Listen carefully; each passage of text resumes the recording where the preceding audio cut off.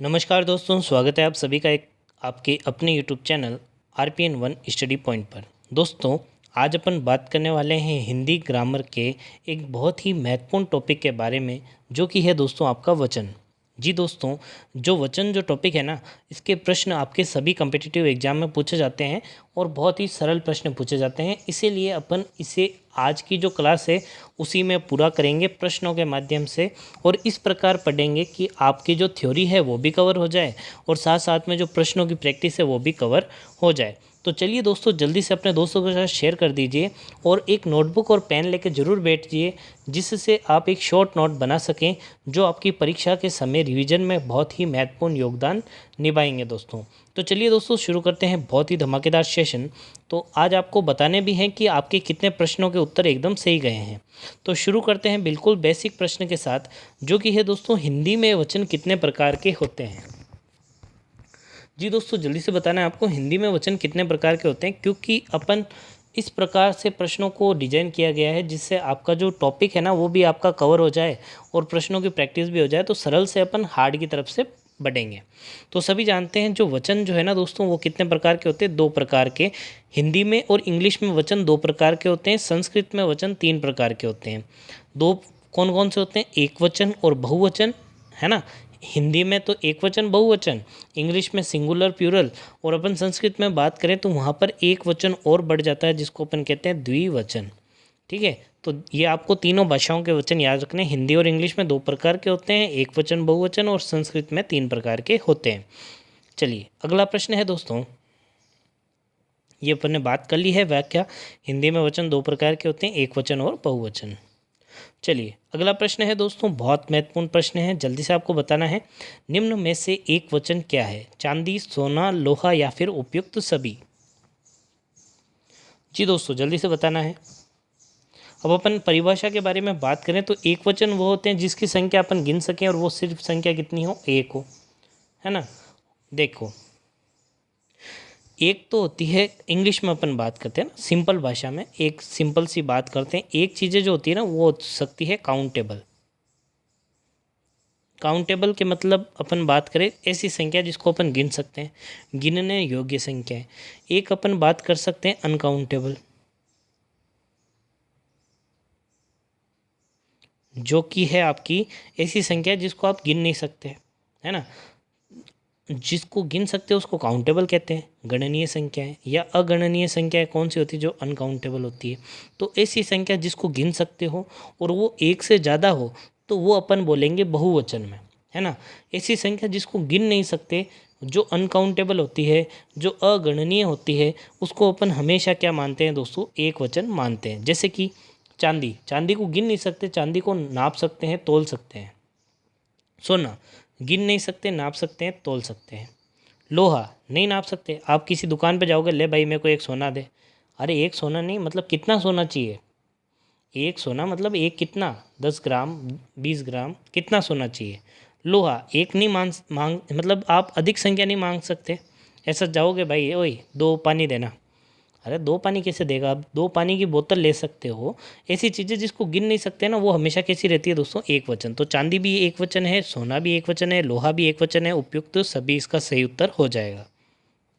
चलिए दोस्तों, व्याख्या पढ़ सकते हैं दोस्तों, क्योंकि अपन टॉपिक को भी क्लियर कर रहे हैं, इसलिए अपन ने प्रश्न के साथ साथ जो अच्छा प्रश्न है उसकी व्याख्या भी लिख दी है।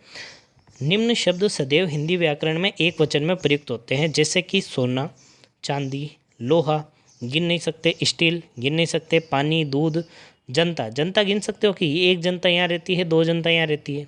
आप लोग गिन सकते हो, आप व्यक्तियों को गिन सकते हो, है ना। इंसान को गिन सकते हो, जनता को गिन सकते हो क्या, नहीं गिन सकते। आग को नहीं गिन सकते। आकाश लड़के का नाम नहीं है, आकाश मतलब आसमान वाला। घी, सत्य, झूठ, मिठास, ये सभी जो चीज़ें जिसको गिन नहीं सकते, ये हमेशा किस वचन में होती है दोस्तों, एक वचन में होती है। ये आपको हमेशा ध्यान रखनी है, आप इसका स्क्रीनशॉट ले सकते हैं। चलिए अगले प्रश्न की तरफ चलते हैं दोस्तों। निम्न में से बहुवचन कौन से हैं आपको बताना है, होश, दर्शन, हस्ताक्षर या फिर उपयुक्त सभी। जी दोस्तों, ये जो ऑप्शन है ना, ये अच्छे प्रश्न बता रहे हैं तो आपको बताना है कि ऐसे ऑप्शन जो कि आपको हमेशा कैसे होते हैं, बहुवचन होते हैं, तो वो आपको बताना है। तो ये याद रखना है, इसमें जो तीनों ऑप्शन दिए हुए ना वो दोस्तों उपयुक्त सभी, इसका सही उत्तर होगा होश, दर्शन और हस्ताक्षर। ये सभी जो है बहुवचन के उदाहरण है दोस्तों। इसकी व्याख्या देख लीजिए, है ना। अब वो आपने याद कर लिए ऐसे शब्द जिसको आप तोल सकते हो, नाप सकते हो, ऐसी चीज़ों को आप किस में रखोगे, एक वचन में। अब देखिए बहुवचन कौन से होते हैं, जैसे आंसू, आंसू एक थोड़ी होता है, बहुत सारे होते हैं। होश, दर्शन, हस्ताक्षर, प्राण, भाग्य, आदरणीय, व्यक्ति, हेतु, प्रयुक्त, आप, दाम, समाचार, बाल, लोग, होश, हालचाल, ये जो सभी शब्द होते हैं दोस्तों, ये हमेशा कैसे होते हैं, बहुवचन के रूप में आपको यूज में आते हैं। ठीक है। और वो जो अपन लोहा, सोना, चांदी, पानी, ऐसी चीज़ें पढ़ी थी, वो किस में आती है, हमेशा एक वचन में। आप इसका भी स्क्रीनशॉट ले लीजिए, क्योंकि देखो दर्शन अभी अपन को लगता है कि यार होगा एक वचन, तो अपन एक वचन करके आ जाते हैं, जबकि प्रश्न ऐसे ही आता है। समाचार, समाचार भी अपन को लग रहा होगा अरे यार समाचार एक वचन होगा, एक ही तो है, लेकिन समाचार कैसा होता है, हमेशा बहुवचन होता है। आप इसका स्क्रीनशॉट जरूर लीजिए, आप इसको जरूर लिखिएगा, क्योंकि आपका जो प्रश्न है ना वो इन्हीं से बनेगा। चलिए अगला प्रश्न है आपका, निम्न में से बहुवचन है, आपको बताना है निम्न जो आपके सामने ऑप्शन दिए हुए हैं उसमें बहुवचन कौन सा है। लेखक, गुरु, युवा और भक्तजन।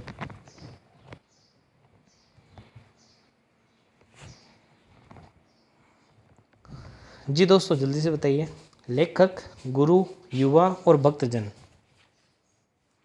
ऐसा कौन सा उदाहरण है जो कि आपके बहुवचन में आता है।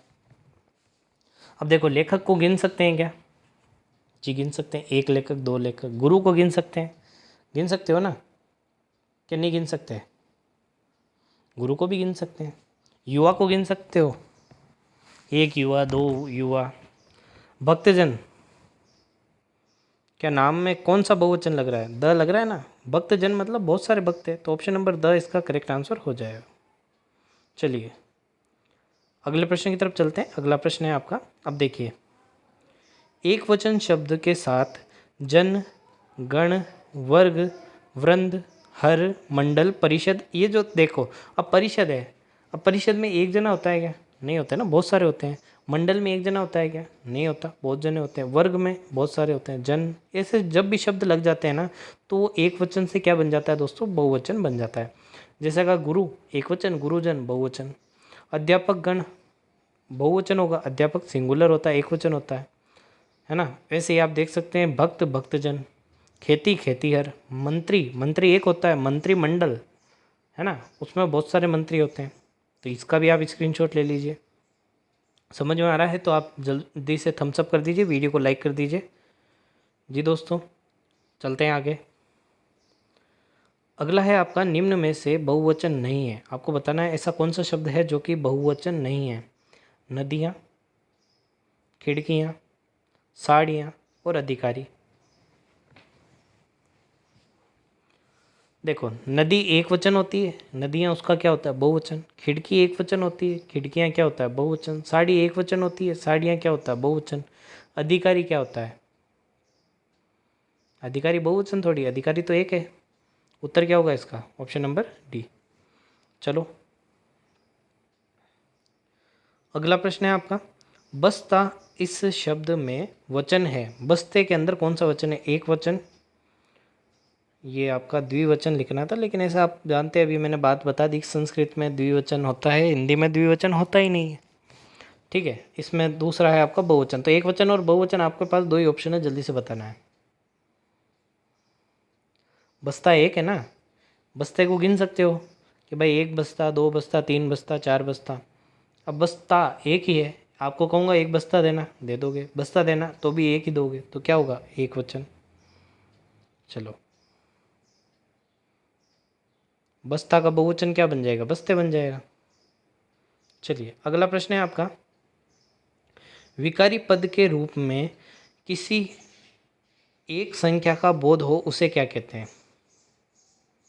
एक संख्या का बोध होता है तो उसे क्या कहते हैं, एक वचन, बहुवचन, दोनों या फिर इनमें से कोई नहीं? बहुत सरल प्रश्न है दोस्तों, जल्दी से बताइए। एक ऐसा शब्द जिससे किसी संज्ञा का या सर्वनाम का एक होने का पता लगता है उसे क्या कहते हैं? एक वचन कहते हैं। जी दोस्तों, ऑप्शन नंबर ए इसका करेक्ट आंसर होगा।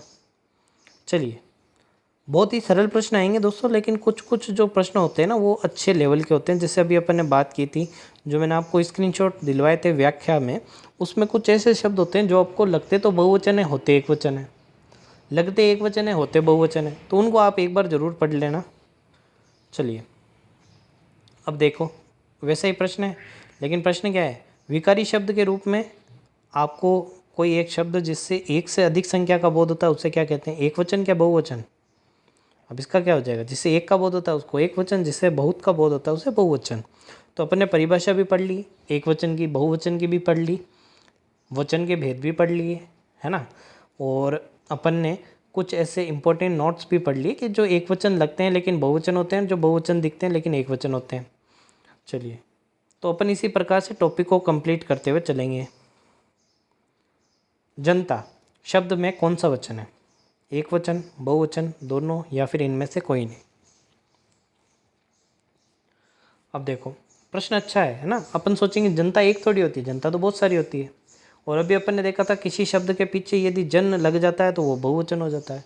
लेकिन जनता, जनता अपन गिन नहीं सकते, है ना। ये थोड़ी कहेंगे एक जनता इधर आ, दो जनता इधर आ, तीन जनता इधर आ, नहीं गिन सकते। चलिए, तो ये याद रखना, जनता जो है ना वो एक वचन है, ये स्पेशल शब्द है। तो कुछ ऐसे ही प्रश्न पूछे जाते हैं। जनता अपन सोचते हैं यार जनता तो बहुवचन होना चाहिए, क्योंकि जनता एक थोड़ी होती है, जनता तो बहुत सारी होती है ना। तो चलिए, अगला प्रश्न। निम्न शब्द सदैव एक वचन में प्रयुक्त होते हैं, जैसे कि जनता होगी, वर्षा होगी, हवा होगी और आग होगी। ये हमेशा कैसे होते हैं? एक वचन होते हैं, इनमें आप बहुवचन मत लगाना। चलिए, भगवान के लिए या निकटता सूचित करने के लिए निम्न में से किस शब्द का प्रयोग किया जाता है? मैं, तू, है, रा। अच्छा प्रश्न है दोस्तों। भगवान के लिए है ना, आपको भगवान के लिए निकटता सूचित करनी है, तो निम्न में से कौन सा शब्द यूज करेंगे? जी दोस्तों, बात करें इसके सही उत्तर की, तो इसका जो सही उत्तर होगा वो होगा तू। आप देखते हो भजन में भी आप बोलते हैं कि भगवान को जब अपन निकटता के लिए सूचित करते हैं तो ऐसा लगता है अपन एकदम दोस्त मान के बात करते हैं, तो उनको अपन क्या बोल देते हैं? तू का शब्द यूज कर देते हैं। जैसे कि व्याख्या आपको दिख रही होगी, हे ईश्वर तू बड़ा दयालु है, यही बोलते हैं, है ना। तो निकटता बताने के लिए अपन तू का यूज करते हैं उसमें। तिथि शब्द का बहुवचन है, आपको बताना है तिथि शब्द का बहुवचन क्या है? तिथियो, तिथियाँ, तिथियो या फिर इनमें से कोई नहीं? देखो, बोलने में ही आपको पता चलेगा। तिथियो बोलते हैं क्या? तिथियाँ बोलते हैं, है ना। क्या होगा ऑप्शन नंबर? जी दोस्तों, जी सभी जानते हैं ऑप्शन नंबर 20 का करेक्ट आंसर होने वाला है। जी दोस्तों, पढ़ाई में आप ध्यान दीजिए, आपको रेगुलर बने रहना है, सभी सब्जेक्ट को पढ़ना है, चाहे सरल टॉपिक हो चाहे हार्ड टॉपिक हो, क्योंकि कोई भी टॉपिक इतना सरल नहीं होता कि आप उसके सारे प्रश्न सही कर दो, और कोई भी टॉपिक इतना हार्ड नहीं होता कि आप उसके सारे प्रश्न गलत कर दो। यदि आप सभी प्रश्नों को एक बार टॉपिकों को रेगुलर रूप से देखते रहेंगे ना, तो आपको परीक्षा में अपने आप अच्छे नंबर आएंगे। 600 नंबर का पेपर होता है, आपको 400 नंबर तक लेके आने अच्छे कॉलेज के लिए, है ना। तो ज़्यादा नहीं है ना, सरल है। आपका बहुवचन होगा, आप बताइए। हम, आप लोग, बे, कोई नहीं। अब देखो, इंग्लिश में जो यू होता है, यू को तो अपन हमेशा बहुवचन लेते हैं, लेकिन इंग्लिश में बात अलग है, हिंदी में आपको बहुवचन बताना है। क्या आपका बहुवचन हम हो सकता है क्या? नहीं होगा। बे होगा क्या? नहीं होगा। आप किसी एक जने को तो कह रहे हो आप, और बहुत सारे खड़े बे इधर आ, हो ही नहीं सकता। आप लोग, ये सही बन रहा, तो ऑप्शन नंबर 20 का करेक्ट आंसर होगा। देखो, नॉर्मल अपन बातचीत को ध्यान में रखते हुए भी इन प्रश्नों को करेंगे तो आप सही कर पाएंगे। बस आपको थोड़ा बहुत कॉन्सेप्ट पता होना चाहिए कि कुछ शब्द एक वचन दिखते हैं, बहुवचन होते हैं, लेकिन बहुवचन दिखने वाले शब्द भी कुछ कुछ ऐसे हैं जो एक वचन दिखते हैं। चलिए, अगला प्रश्न है आपका, साधु शब्द में बहुवचन रूप क्या होगा? साधु का बहुवचन बताना है। साधुओं, साधुए, साधु या फिर इनमें से कोई नहीं।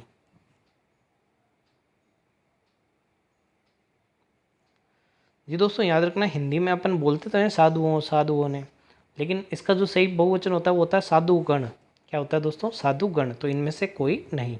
देखो अब अपन साधु, साधुओं सही लग रहा है, ऑप्शन ए करेक्ट करे आएंगे, है ना। जो सही उत्तर है वो दिया हुआ ही नहीं, अपन तीनों ऑप्शन बोल के देख लिए, अपन को लग गया हाँ ये सही लग रहा है यार, ये सही कर दिया।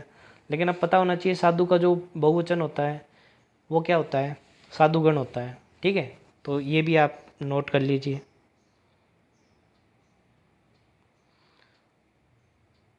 वर्षा जो शब्द है उचित बहुवचन बताना है इसका। वर्षाएं, वर्षाओं, या फिर वर्षा, या फिर वर्षागण। ये जो सही बता दिया ना, तो मैं मान जाऊंगा कि हाँ भाई आप क्लास को एकदम सही तरीके से देख रहे हैं और समझ के देख रहे हैं, आपको समझ में मतलब आ रहा है, आप सही में बिल्कुल एक्टिव होके पढ़ाई कर रहे हैं। अब देखो, अभी अपन ने कुछ समय पहले बात की थी, जो वर्षा होता है ना वो खुद ही कौन सा शब्द है? बहुवचन शब्द है। इसका बहुवचन और क्या बनाओगे? ये खुद ही बहुवचन है, मतलब ऑप्शन नंबर सी इसका करेक्ट आंसर होगा। वर्षाएं, वर्षाओं नहीं होगा, और वर्षागण तो बिल्कुल भी नहीं होगा, है ना। अभी अपन ने कुछ देर पहले एक व्याख्या में पढ़ा था, वर्षा जो होती है वो हमेशा किस में होती है? बहुवचन में होती है। बस यही प्रश्न है ना, सरल टॉपिक है, लेकिन ये ऐसे ही प्रश्न क्या करा देते हैं, अपनी गलती करा देते हैं। घर पे आकर देखते हैं, अरे यार ये क्या कर दिया, है ना। ये ओ तो मन आवो हो, घर पे आके देखते हैं, कहते हैं अरे यार ओ तो मन आवो, मैं तो एन गलती हूँ ओ बढ़ती हो, है नहीं। तो वो अपन को गलती नहीं करनी, इसलिए रेगुलर बने रहना है, और ये ऐसे टेस्ट जो है ना वो देते रहना है। कमेंट करो, गलत होगा यहाँ पर होगा लेकिन एग्ज़ाम में सही होगा, है ना। कमेंट करो, इससे क्या होगा आपको पता चलेगा मैंने ये उत्तर देखा, ये मैंने उत्तर दिया। अच्छा, फिर वो सही जाता है तो अच्छी बात है, गलत जाता है तो आपको कुछ सीखने को मिलेगा। चलिए अगला प्रश्न है, पुस्तक का बहुवचन है। पुस्तकें, पत्रिकाएं, पुस्तकालय या फिर ग्रंथ। क्या पुस्तक एक होती है तो पुस्तक और बहुत सारी होती है तो पत्रिकाएं बन जाती है क्या? ऑप्शन बी हो सकता है क्या? नहीं। पुस्तकालय में एक जगह है, पुस्तक रखने की जगह होती है, उसको कहते हैं पुस्तकालय, है ना। तो एक पुस्तक है तो पुस्तक, और 10 पुस्तक है आपके पास तो पुस्तकालय है क्या? वो नहीं हो सकता। अरे ग्रंथ जो एक महान किताब होती है, पुस्तक होती है, उसी को तो ग्रंथ कहते हैं, तो ये भी नहीं होगा। तो क्या होगा? ऑप्शन नंबर अ। बाकी को तो काटना सीखो, ऑप्शन ए इसका सही होगा। चलिए लगभग सभी का सही है ये तो, लेकिन ये प्रश्न बताइए, अच्छा प्रश्न है। नारी शब्द का बहुवचन होगा? नारी, नारियाँ, नारियाँ या फिर नारियाँ। ये देखिए सब एक जैसे ही ऑप्शन है, नारियों, नारियाँ और नारियाँ, है ना। बस मात्रा का ध्यान रखना है आपको। देखो नारी जो मूल शब्द है उसमें बड़ी मात्रा आती है, ये एक वचन होता है। नारी का एक वचन क्या होता है? ये वाली। लेकिन इसका बहुवचन बनाना है ना, तो वो आपको याद रखना है, ना, छोटा री और या, और ऊपर चंद्र बिंदु। तो ऑप्शन नंबर डी इसका करेक्ट आंसर होगा, ऑप्शन बी वाले गलत है, ये आपको ध्यान में रखना है। चलिए बस देखो ऐसा ही तो मतलब अपनी गलती होती है, मात्रा की गलती कर देंगे। नारी, नारी में बड़ी मात्रा दे रखी है तो बहुवचन में भी बड़ी मात्रा आएगी, नहीं गलत, है ना। यही सेम कॉन्सेप्ट नदी और नदियों में लगता है। देखिए अगला प्रश्न है आपका, कौन सा एक वचन है? अच्छे लेखक, अच्छा लेखक तो होता है एक वचन, है ना। अच्छे लेखक तो बहुत सारे हो गए। राम एक अच्छे लेखक है, नहीं राम एक अच्छा लेखक है, तो ये हो सकता है क्या? चलो काट दो। कौन सी कृतियाँ, कृतियाँ मतलब जो अपन लिखते हैं, कृति मतलब हाथ से रचना की हुई है, तो कृतियाँ हो गया, कृति होती है एक वचन। तो अपनी मातृभाषा क्या हो सकता है? चलो ये नहीं आ रहा समझ में, अगला देखो, अन्य देशों, देश होता है एक वचन, देशों क्या है? देशों तो बहुवचन है। तीन ऑप्शन तो काट दिए, चलो ऑप्शन नंबर सी इसका करेक्ट आंसर। अपनी मातृभाषा, भाषा, मातृभाषा क्या है? एक वचन, याद रखना है। आगरा का बहुवचन होगा, आपको बताना है आगरा का बहुवचन कौन सा होगा। आगरे, आगरो, आगरे, या फिर बहुवचन नहीं होगा। जी दोस्तों बताइए। चलो ये बताइए, आगरा तो एक ही है। अब आगरा को अपन कहेंगे क्या 2 आगरा, 3 आगरा, 4 आगरा, ये 4 आगरा, 5 आगरा, ऐसा थोड़ी करोगे। अरे ये तो जगह का नाम है, जगह का नाम हमेशा कैसा होता है दोस्तों, एक वचन होता है, बहुवचन इसका नहीं बनेगा। आगरे आगरे मत करो।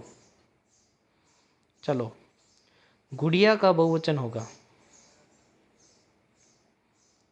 जी दोस्तों, पहले देखिए गुड़िया जो है वो एक वचन के रूप में कैसी लिखी हुई है। अब बहुवचन बताना है इसका। गुड्डी, गुड़ियाई, गुड़िया, या फिर गुड़ियों। देखो, या तो गुड़िया ऐसे लिखा हुआ आ सकता है या गुड्डी लिखा हुआ आ सकता है। क्या लिखा हुआ आ सकता है? गुड्डी। तो गुड्डी भी सिंगुलर होता है, एक वचन होता है, और इसका बहुवचन होगा वो होगा गुड्डियाँ। ये चंद्र बिंदु आ जाएगा तो आपको पता लग जाएगा कि ये क्या है, बहुवचन है दोस्तों। चलिए अगला प्रश्न, महत्वपूर्ण प्रश्न है, अच्छा प्रश्न है। यदि आपने बता दिया तो अच्छा है ना। आपको बताना है कि निम्न में से एक वचन बहुवचन का सही युग्म कौन सा नहीं है। घोड़ा, घोड़े, सही है। आंसू, आंसुओं। चलो आगे देखते हैं। गली, गलियाँ। चिड़िया, चिड़िया और चिड़िया। चलो देखो, अच्छा प्रश्न है। आपको याद रखना है कि गली, अभी मैंने बताया था गली, नदी, गली, नदी, ऐसा ही होता है कि मूल शब्द में बड़ी मात्रा आती है और जो बहुवचन होता है उसमें छोटी मात्रा आती है, और फिर क्या जुड़ जाता है, या जुड़ जाता है ना। और या के बाद में चंद्र बिंदु आता है, तो वो एक वचन से बहुवचन बन जाता है। तो याद रखना ये ऑप्शन सी सही है। डी, चिड़िया का चिड़िया, चिड़िया ही होता है, लेकिन जो चंद्र बिंदु लग जाता है उसका आपको ध्यान में रखना है। जिस पर चंद्र बिंदु नहीं लगा हुआ वो एक चिड़िया है, जिस पर चंद्र बिंदु लगा हुआ है वो बहुवचन है। घोड़ा, घोड़े, ये भी सही है। लेकिन अभी अपन ने कुछ देर पहले बात की थी, आंसू हमेशा बहुवचन होते हैं, तो आंसू का बहुवचन बनाना है आपको, तो एक वचन थोड़ी होता है वो आंसू। आंसू तो होता ही बहुवचन है, तो ये एक वचन और बहुवचन का जोड़ा दिया हुआ है, तो इसका जो सही उत्तर होगा वो क्या होगा दोस्तों, इसका जो सही उत्तर होगा ऑप्शन नंबर बी होगा, क्योंकि आंसू हमेशा बहुवचन होते हैं। वचन का शाब्दिक अर्थ क्या होता है? अर्थवचन, एक वचन, संख्या वचन, या फिर बहुवचन। वचन का अर्थ पूछा है आपसे। जी दोस्तों, वचन क्या करता है? किसी की संख्या बताता है। ऐसे शब्दों को क्या कहते हैं? वचन कहते हैं। क्या अर्थ बताता है? क्या नहीं बताता। एक वचन और बहुवचन तो उसके टाइप है, ये तो इसके क्या है, टाइप है। तो इसका जो अर्थ है वचन का, उसका अर्थ है संख्या वचन, है ना। संख्या को ही क्या कहते हैं? वचन कहते हैं। और संख्या वचन की जगह संख्या वाचक लिखा होता है तो सही होगा, है ना। वचन का एक अन्य अर्थ होता है कहना, सुनना, बोलना और सुनना।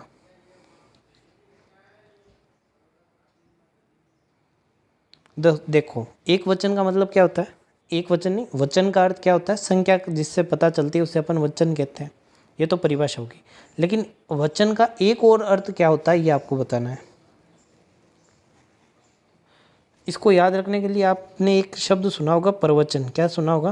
प्रवचन, वचन, प्रवचन।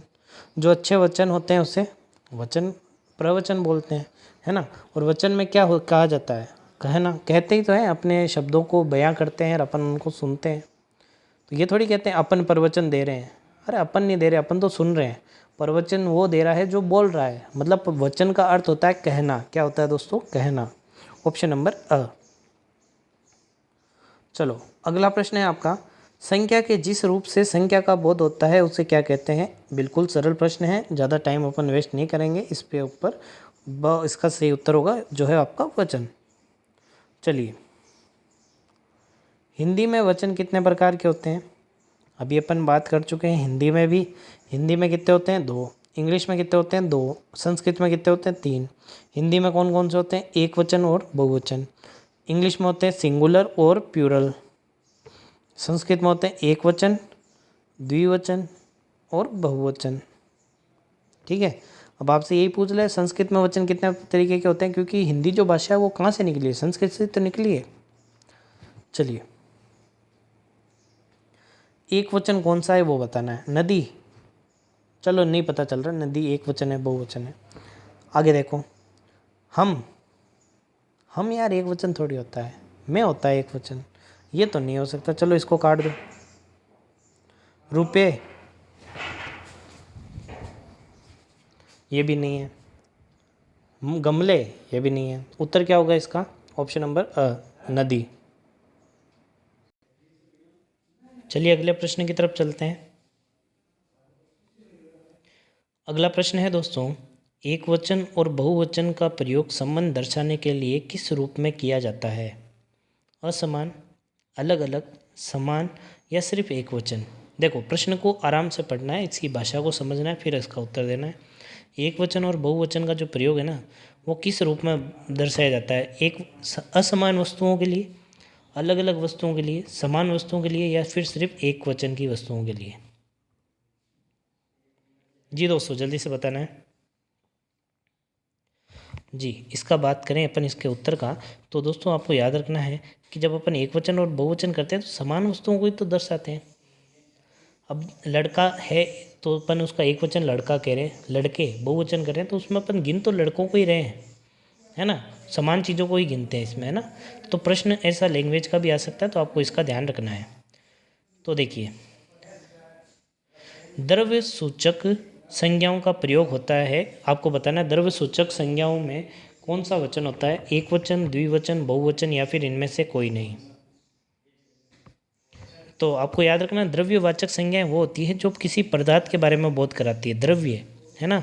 अब देखो द्रव तो होता है लिक्विड, इसका मतलब होता है तरल। देखो आपको एक ही जैसे शब्द पूछे जा सकते हैं, तो जब अपन इस तरीके से लिखते हैं ना द्रव, तो इसका मतलब होता है तरल। क्या होता है, तरल। और जब इस तरीके से लिखा जाता है ना द्रव्य, तो इसका जो अर्थ होता है वो होता है पदार्थ। क्या होता है, पदार्थ। तो जो पदार्थों को बोध कराता है, जैसे सोना, चांदी, पानी, दूध, ये अभी मैंने बताया था कैसे होते हैं, इनको गिन नहीं सकते, ये हमेशा कैसे होते हैं, एक वचन में होते हैं। ऑप्शन अ इसका करेक्ट आंसर हो जाएगा। चलिए अगला प्रश्न है आपका, दोनों वचनों में प्रमुखतः कौन सी संज्ञा का प्रयोग होता है, भाववाचक, गुणवाचक, व्यक्तिवाचक या फिर जातिवाचक। दोनों वचनों में, अर्थात इसमें अपन को देखना दोनों वचन हो सकते हैं, एक वचन भी बहुवचन भी, और वो कौन सी संज्ञा होती है, तो आपको याद रखना है वो होगी दोस्तों जातिवाचक संज्ञा। अपन ने जब संज्ञा पढ़ी थी तो अपन ने देखा था जातिवाचक संज्ञा एक समूह का बोध करवाती है। किसका बोध करवाती है, एक समूह का बोध करवाती है। और वो समूह में लोग तो बहुत सारे होते हैं, इसलिए उसको अपन कभी कभी बहुवचन के रूप से भी लेते हैं। लेकिन ऐसे बहुत सारे समूह भी होते हैं, मान लीजिए एक कक्षा में 4 ग्रुप है ना, महाराणा प्रताप दल। मान लीजिए आप एक स्कूल में कैंपिंग कर रहे हैं, ठीक है, एक ग्रुप का नाम है महाराणा प्रताप दल, उसमें 10 बच्चे हैं, है ना, मान लीजिए 10 बच्चे हैं। एक का नाम है रानी लक्ष्मीबाई दल, उसमें अपन याद रख सकते हैं झांसी की रानी जो लक्ष्मीबाई जी थी उनके नाम पर अपन ने दल बना दिया, इसमें 10 बच्चे हैं। एक दल मान लिया सुभाष चंद्र बोस दल, एक का दल नाम दे दिया अपन ने भगत सिंह दल, तो ये 4 अपन ने दल मान लिए। तो अपन दल को तो अपन एक वचन मान रहे हैं, जबकि दल क्या है, खुद एक बहुवचन शब्द है, लेकिन दल को अपन क्या मानेंगे, एक वचन शब्द। संज्ञा कौन सी होगी उसमें, जातिवाचक संज्ञा। तो आपको याद रखना है जातिवाचक संज्ञा का आप एक वचन भी मानते हो और उसको बहुवचन के शब्दों में भी इसका यूज होता है। चलिए अगला प्रश्न है दोस्तों, धातुओं की जाति बताने वाली जो संज्ञा होती है वो क्या होती है, एक वचन, बहुवचन, दोनों या फिर कोई नहीं। जी दोस्तों आपको याद रखना है कि धातुओं की जो जाति बताई जाती है ना, वो दोस्तों अभी अपन ने बात की थी द्रव्यवाचक संज्ञा से धातुओं का बोध होता है, वो होती है आपकी एक वचन संज्ञा। चलिए अपन अगले प्रश्न की तरफ चलते हैं। अगला प्रश्न है आपका, जब अकारांत के पुल्लिंग शब्दों में आ की जगह ए लगा दिया जाता है तो वो क्या बन जाते हैं, बहुवचन, एक वचन, द्विवचन या फिर अ और ब दोनों। जल्दी बताना आपको। अब देखो आपको सभी को पता है, आ की जगह ए लगा देंगे तो क्या बनेगा, एक वचन नहीं, क्या बनेगा, बहुवचन बनेगा, ठीक है, द्विवचन तो होता ही नहीं है। चलिए अगला प्रश्न है, निम्न में से कौन सा शब्द जो है सदैव एक वचन में प्रयुक्त होता है? जनता, वर्षा, हवा व आग या फिर उपयुक्त सभी?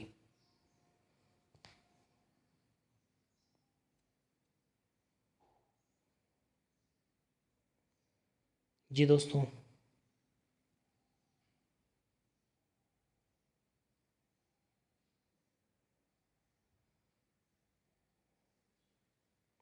ये प्रश्न है ना, इसको सही कर लीजिएगा। एक वचन नहीं है ये है आपका बहुवचन है ना, सदैव बहुवचन के रूप में प्रयुक्त होता है, तो आपको याद रखना उपयुक्त सभी। चलिए, वो प्रश्न थोड़ा गलत छप गया था, उसको आप डिलीट ही मान लीजिए। चलिए अगला है, हिंदी में निम्न में से कौन से शब्द जो सदैव बहुवचन में प्रयुक्त होते हैं वो आपको बताना है? आंसू, दर्शन, हस्ताक्षर व प्राण या फिर उपयुक्त सभी? एक मिनट, पीछे वाला प्रश्न देखते हैं। चलो इसको पहले देख लेते हैं, फिर वापस ऊपर वाला देखते हैं। चलिए, आपको याद रखना है उपयुक्त सभी इसका आंसर हो जाएगा। जो आंसू होते हैं उसको भी अपन बहुवचन मानते हैं, दर्शन को भी, और हस्ताक्षर और प्राण भी बहुवचन होते हैं। वो जो प्रश्न है एकदम सही है वो, है ना, पढ़ने में थोड़ी मिस्टेक हो गई थी कि ऐसे शब्द जो कि हमेशा एक वचन में होते हैं। अब देखिए, जनता, जनता को गिन सकते हो क्या? नहीं गिन सकते। जनता हमेशा कैसी होगी? एक वचन होगी। वर्षा एक वचन होगी, हवा व आग एक वचन होगी, उपयुक्त तो सभी सही होंगे। ठीक है, एक वचन सही है इसका प्रश्न, उत्तर इसका हो जाएगा ऑप्शन नंबर डी। चलिए अगला प्रश्न है दोस्तों, भाग्य शब्द है, आपको बताना है भाग्य शब्द कौन सा है? एक वचन, बहुवचन, द्विवचन, सॉरी दोनों, या फिर इनमें से कोई नहीं? जी, ये बहुत इंपॉर्टेंट प्रश्न है दोस्तों। भाग्य, अब सभी बोलते हैं भाग्य बदलेगा, भाग्य पर सब डिपेंड करता है ना। तो भाग्य अपन सोचते हैं एक वचन है, लेकिन होता कैसा है? बहुवचन।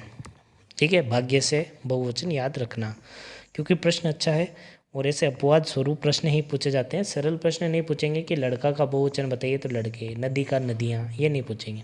और नदी में भी आपसे भी मैंने बताया था, नदी जो मूल शब्द होता है वो कैसा होता है? बड़ी मात्रा, लेकिन जब इसका बहुवचन बनता है तो कैसा बनता है? छोटी मात्रा प्लस या के ऊपर चंद्र बिंदु।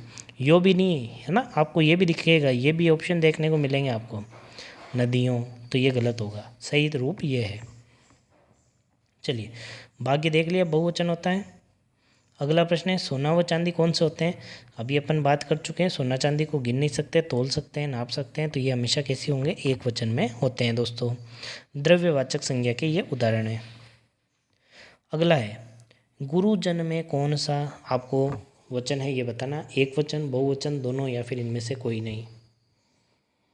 जी दोस्तों, अब जानते हैं, गुरु मतलब होता है एक गुरु, गुरुजन मतलब बहुवचन, ऑप्शन नंबर 20 का करेक्ट आंसर हो जाएगा। चलिए दोस्तों, आज के लिए बस इतना ही। उम्मीद करते हैं आपको वीडियो पसंद आया होगा। वीडियो पसंद आया तो वीडियो को लाइक करें, चैनल पर नए हैं तो सब्सक्राइब करें और बेल आइकन को ज़रूर दबाएं। और पीटीटी बीएसटीसी की तैयारी के लिए रेगुलर रूप से आरपीएन 1 स्टडी पॉइंट से जुड़े रहें, क्योंकि पीटीटी में सिलेक्शन लेना है तो आपको आरपीएन चैनल को अपनाना ही पड़ेगा दोस्तों, क्योंकि सबसे ज़्यादा पिछले सालों में जो सिलेक्शन दिए हैं वो आपके आरपीएन स्टडी पॉइंट ने ही दिए हैं। तो चलिए दोस्तों, आज के लिए बस इतना ही। उम्मीद करते हैं वीडियो पसंद आया होगा। घर पर तैयारी करते रहिए और जुड़े रहिए चैनल के साथ, रेगुलर रूप से क्लासें लेते रहिए। धन्यवाद।